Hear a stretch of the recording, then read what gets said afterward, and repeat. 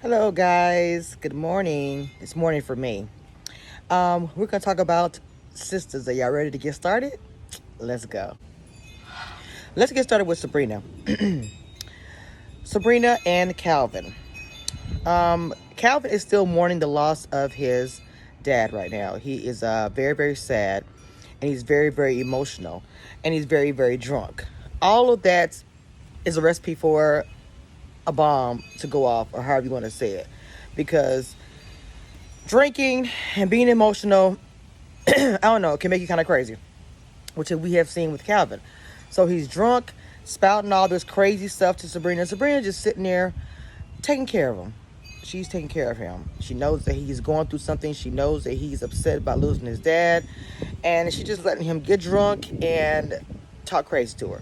Okay?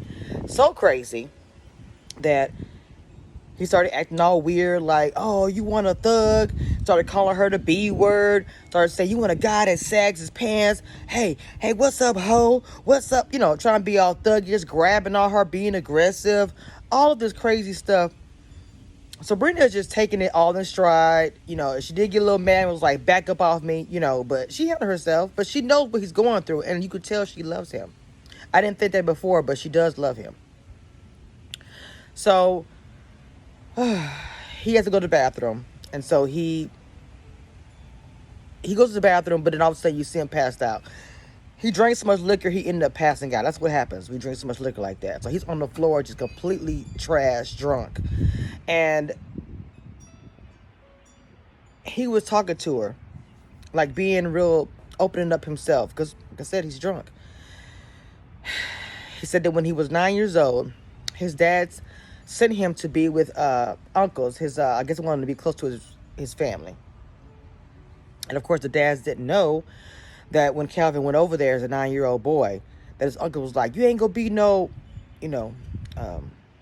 gay boy, or whatever they call him, some negative word. They had him, and this is not uncommon for a black man to do, especially back then. Especially, really, probably any time. Took that boy at a 9-year-old and had a grown 40-year-old woman have sex with him. Because he kept saying, I know I can F. I know I can sleep. I know I got some good, It's awful. It really was. I felt really awful about that. I'm pretty sure some men think, oh, it's okay if we, a young man like that gets some, that's great. No, it's not. He's 9. He's a baby. He shouldn't be doing something like that, first of all. No, I don't agree with that. So while he's sitting there passed out, and she's looking at him and she's crying because he's telling her so much. They've been through so much in this past 24 hours.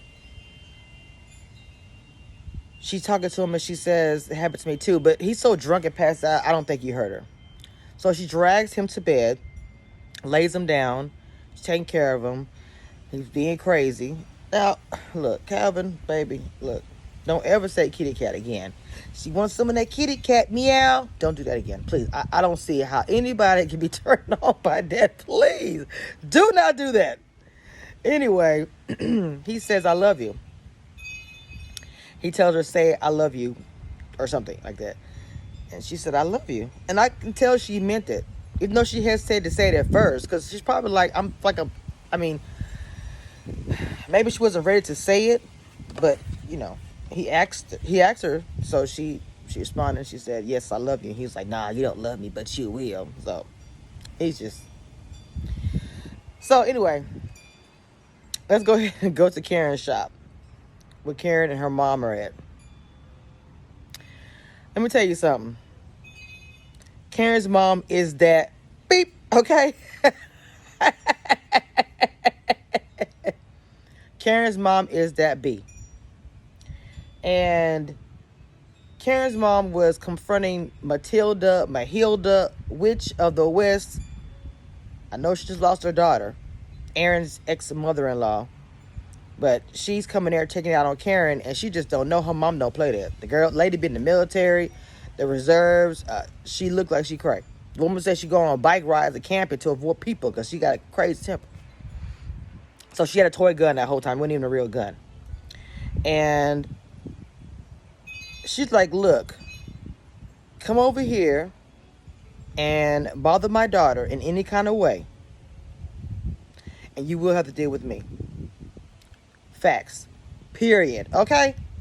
So she ended up leaving after standing there saying that her brother, her son, the woman that killed herself, her brother is coming to town, coming to the funeral, and she's gonna deal with Karen, blah blah. She's like, look, if something happened to my daughter, you come over here, I'm gonna get you, I'm gonna get your son. So, okay.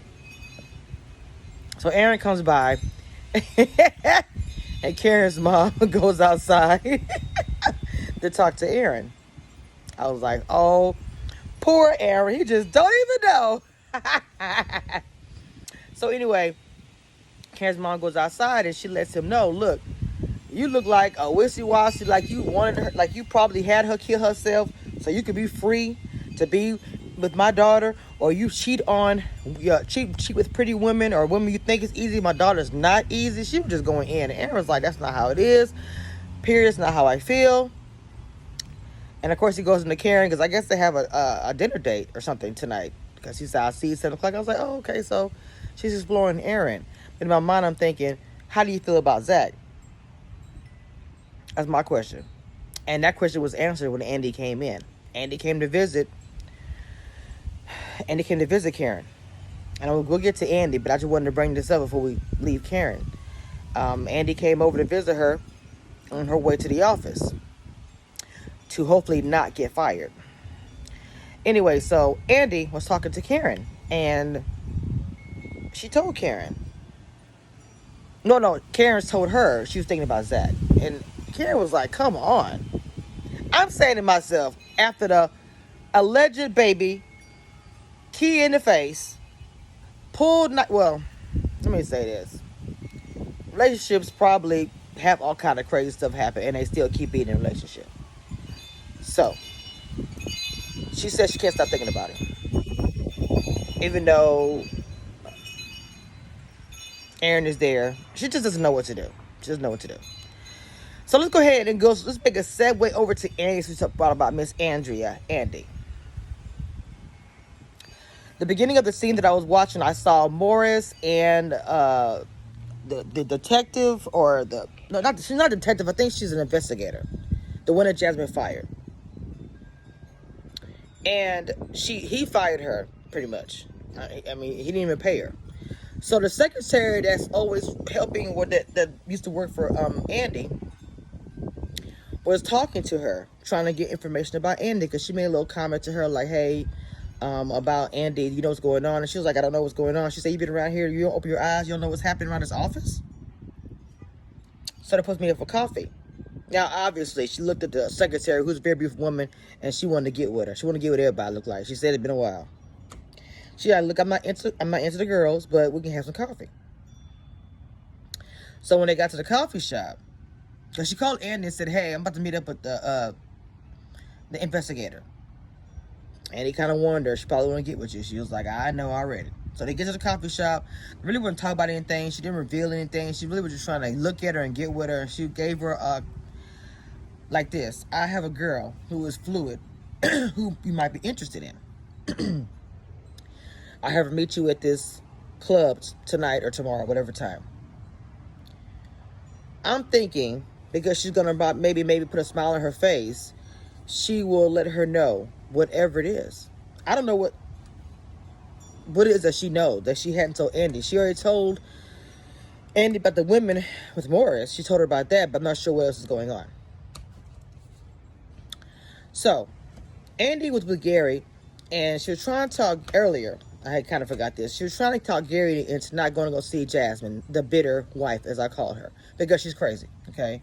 And she wants to try to, I feel like, get Gary in a position where he'll do something and go to jail. I mean, I'm serious. I think Jasmine would do anything to get Gary caught up, because she's so hurt and so mad that he chose another woman over her. Even though, hold on, before I get there, I'm almost going ahead of myself. So she tried to tell Gary not to go see Jasmine. And she's like, I'm going to go see Jasmine. And she's like, I'm going to go see my job, see what's going on. Once again, controlling Gary. His mood changes when she brings up her job. I feel like that Gary does not want her to work. I also feel like that Gary wants to have control over her and wants her to be at home. I mean, maybe her own practice, he says that. I don't think he wants her to do that. I don't think he wants her to be at home when he gets there, be at home when he gets there, and not go nowhere and talk to nobody in the world, probably not even her friends, because he's controlling, I think, jealous. He has issues, okay? So, we didn't see what happened with Andy, because she left, and she looked good in that white outfit.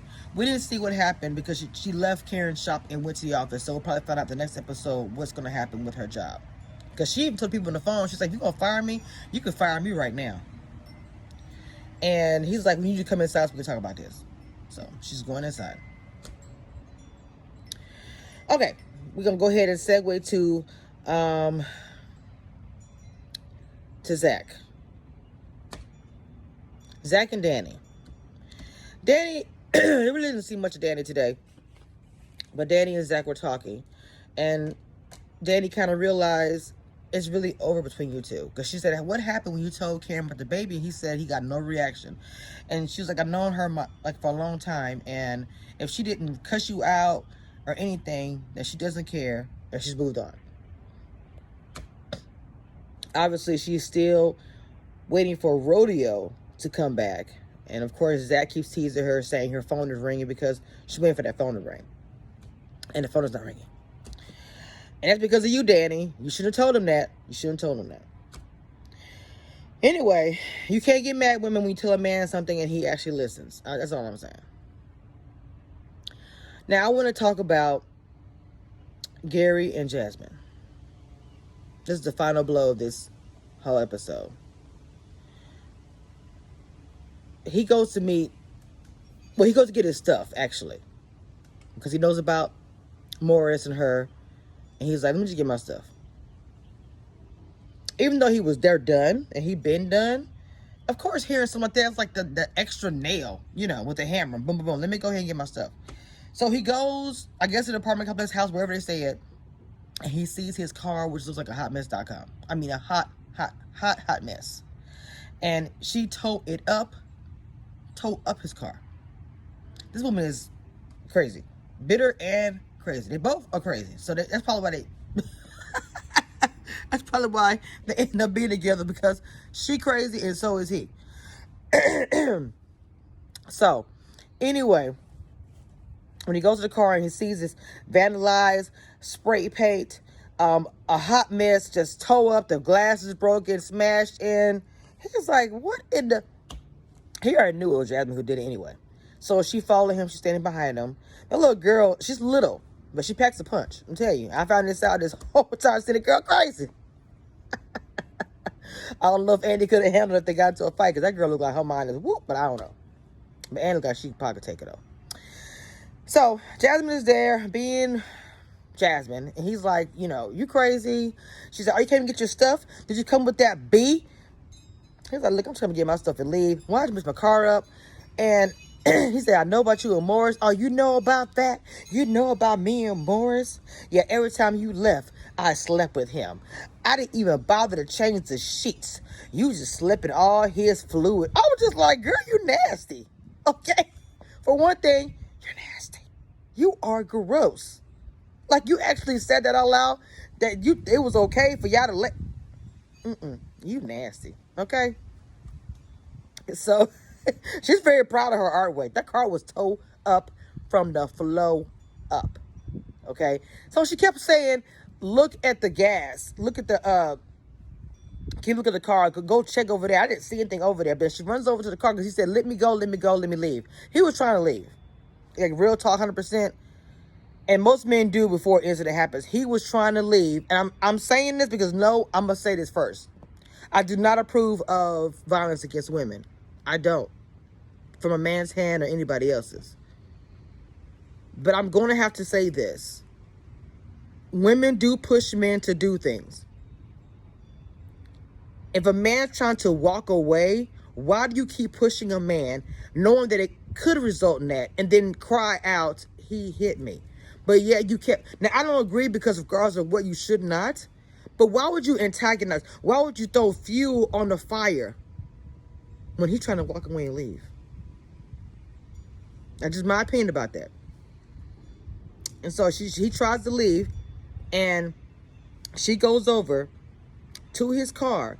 And she said, didn't your mom die in a fire? I'm just like, what in the entire HELL? So he turns around and she pulls off this blue, looks like her ashes, I'm assuming, is in this jar. And I'm like, that is cold. That's cold-blooded. So he has the mom's ashes and pouring it in the gas exhaust. Just pouring it. I'm just like, yo, what are you doing, lady? Then she throws fluid and throws a fire. I'm thinking to myself at this moment, and I'm not trying to be funny. Why did Waiting to Exhale come into my mind when I saw that? That's all I'm saying. Why did Waiting to Exhale? I swear to God, if I look at this card, it's white. It's the same color. Oh my God. So, he is getting pissed. This is like the highest pissivity. If I was a dude, I don't know what I would do. Like, you took my mom's ashes and literally are burning them up, and you said my mom died in a fire. I'm like, yo. So they're tussling. She jumps on his back because she's trying to pull. He's trying to get her off of the car. Then she gets a bat and starts beating him. And he's just laying there. She's beating the living crap out of him. I was like, damn. Then she jumps on his back. And he's trying to get her off. And in doing that, I mean, I don't know why he turned his wall to that way, because there was nothing back there. When she jumped off his back, when he threw her off his back, she ended up hitting a car, like way down there. Hot mess. A hot mess. I believe, I don't want to say this wrong because I always say it's wrong. Before, I think I said 3 episodes left. There may be 2 or 1. I got to double check on that. But that was my review of The Yellow Dress, Sistas on BET. Y'all, if you don't have, please get the app or go check out BET to catch up. I usually put all my reviews in the Sistas playlist if you have not seen the show, and I go over the whole episode. So if you missed the episode, you can catch my reviews and my recap. My name is Commission Reviews, but I review and spoilers, all of that. I call it review. I just do all the same thing. If you've been watching me, you know how I do my reviews by now. So, all my Sistas playlist is in one place. Now, I want to end this by saying this. This virus is spreading faster. New York is horrible. Overseas, they're saying they're getting hope, but people not believing the numbers. U.S. is over in the millions. The scary thing about this disease is, even if you have quarantine in the last couple of weeks, the weeks before that, if you were exposed to someone else, the results are coming out now. That's why the numbers are jumping so high. Because so many people were exposed before and didn't know, and maybe exposed other people. Big events that happened in February, big events that happened in the beginning of February, people are feeling it now. So I advise everybody in the entire world to stay home. Y'all don't get grocery stores are going to start saying 1 or 2 people at a time in the store. I know, because things are changing in my store. It's going to happen. Because people refuse to listen. People are coming to Walmart to look around. People are going to the store to look around. I'm like, why? Why are you coming in the store just to look around? If you don't stay your behind at the house, this is a virus. This is not vacation. You're not off of work or working at home because it's cute.